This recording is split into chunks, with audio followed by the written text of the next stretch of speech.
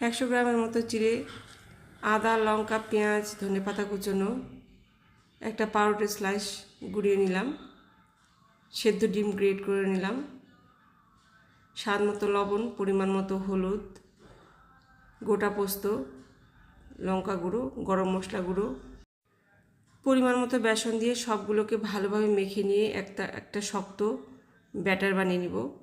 Batter থেকে এইভাবে চপের আকারে গড়ে নেব। আপনারা চাইলে গোল করে শেপ করতে পারেন চপগুলোকে।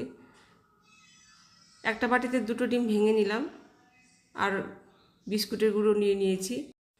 এবারে একটা করে চপ ডিমের গোলায় ডুবিয়ে বিস্কুটের গুঁড়োয় গড়িয়ে নিয়ে একটা করে গরম তেলে ছেড়ে দিব আর লাল লাল করে ভেজে নেব। সব চপগুলো ভাজা হয়ে গেলে বাড়ির তৈরি সস দিয়ে খাওয়ার জন্য রেডি চিড়ের চপ।